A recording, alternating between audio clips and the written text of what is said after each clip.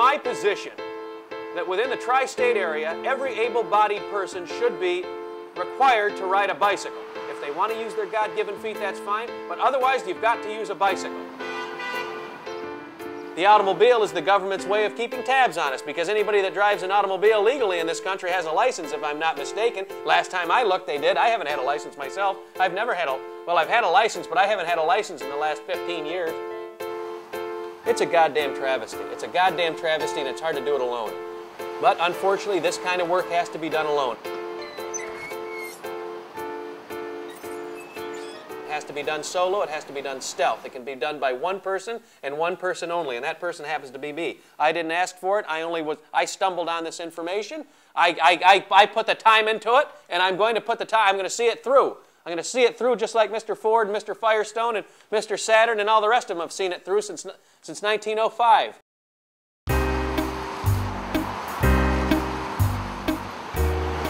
Steel pigs.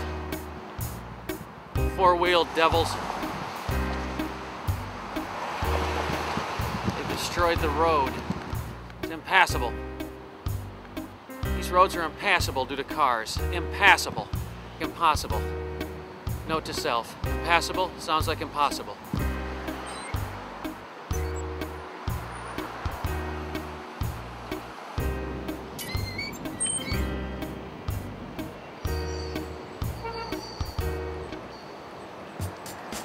The government controls its citizens through the automobile, plain and simple. It's been clear since 1905 when the first Model Ts rolled off the assembly line in Detroit.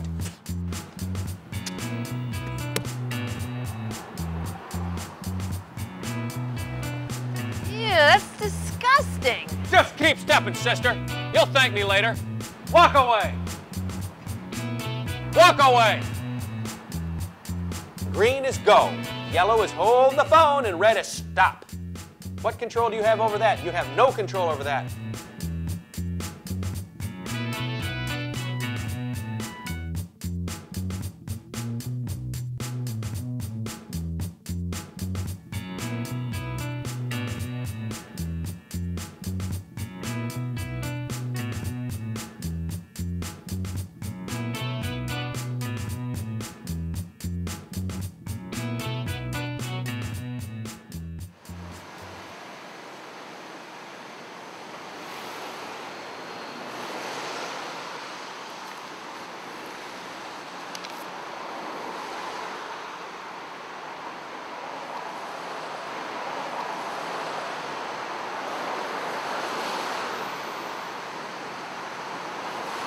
I don't want any feedback. I don't want any contradiction. I don't want any kind of critique at the end of this thing. I don't want any cuntish questions. All right, we usually start by, giving you a name. I'd rather not give you that information, thank you very much.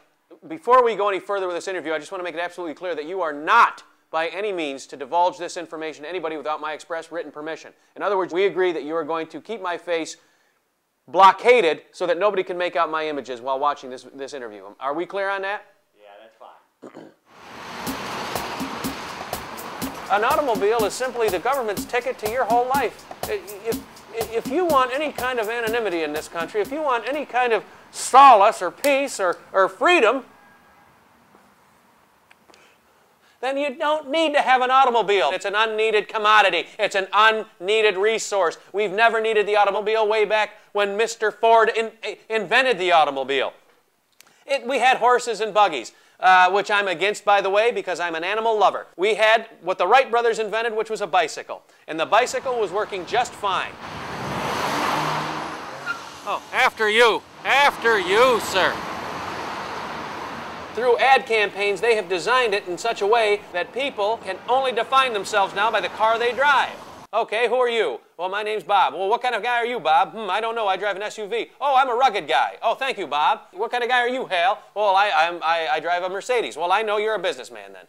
Well, what are you really? I want to be an actor, but you're not an actor because you're a businessman because you're in a car. You know, I want to walk someplace. You can't. You got to take your car. Why? Because the TV told me to. In and around automobiles lives the government. I hate to say it, but we have really gone off the trail when it comes to the Bill of Rights and the Constitution. We might as well have flushed it down the toilet because it's not about the Bill of Rights, it's about your driving record. A motor vehicle